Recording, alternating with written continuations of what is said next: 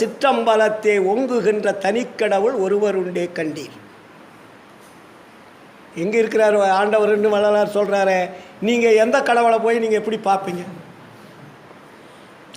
பல கோடி அண்டங்களை இயக்கிக் கொண்டு தன்னைத்தானே இயக்கிக் கொண்டு அருள் ஆற்றலினால் அது எல்லாவற்றையும் தன்வசமாக வைத்துக்கொண்டு அது தனியாக எதற்கும் தொடர்பில்லாமல் அது தன்னைத்தானே இயங்கிக் கொண்டு இருக்கிறது.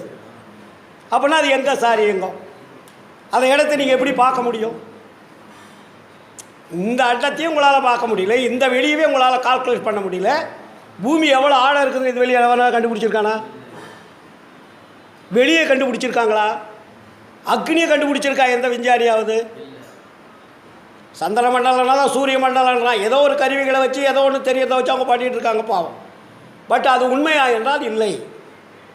அவர் கருவிகளுக்கு என்ன தெரிகிறதோ அதை சொல்லுகிறார்கள்.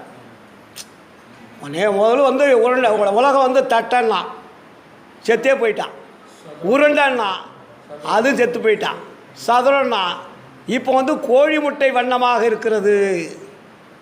உருண்டையாக இருந்தால் எப்படி சுற்றும்? அப்போ இது சுற்றுவது எப்படி? இது எந்த திசையை நோக்கி சுற்றுகிறது? எப்படி சுற்றுகிறது? எப்படி சுற்றினால் அந்த விசை என்பது அந்த ஆற்றல் என்பது அதை இயக்கி கொண்டிருக்கும். ஆராய்ச்சி பண்ணுறா விட கிடைக்கல.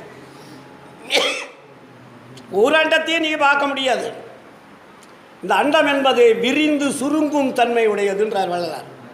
இந்த அண்டமே இந்த அண்டம் வந்து நம்ம பார்த்தா ஒரு ரவுண்டு இருக்குது. இப்போ நம்ம எல்லாம் சொல்கிறோம், ஐயோ ஜனங்கள்லாம் இன்னும் நிறைய. நாங்கள் படிக்கும்போது 40 கோடி மக்கள், 6வது 8வது படிக்கும்போது 40 கோடி மக்கள் அப்படின்னு பாடத்தில் வரும். இன்றைக்கி எத்தனை கோடி இருக்குது இந்தியாவில்? 130 கோடி தாண்டிடுச்சு. உலக லெவலில் 700 800 கோடி வந்துடுச்சு உலகம் பூரா.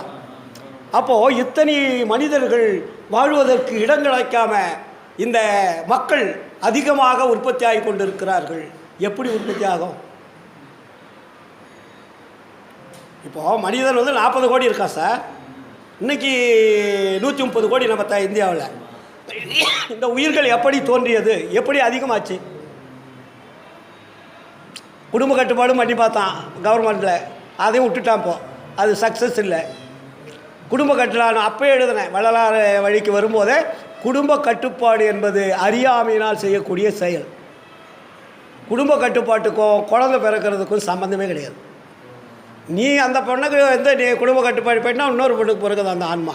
அந்த ஆன்மா எங்கே வேணாலும் போய் பிறக்கும். அதனுடைய தன்மைக்கு தகுந்த மாதிரி, அதனுடைய இடத்திற்கு தகுந்த மாதிரி, அந்த அணுக்களுடைய சேர்க்கைக்கு தகுந்த மாதிரி அது போய்கிட்டே இருக்கும், பிறவி எடுத்துக்கிட்டே இருக்கும். அப்போது கீழில் இருக்க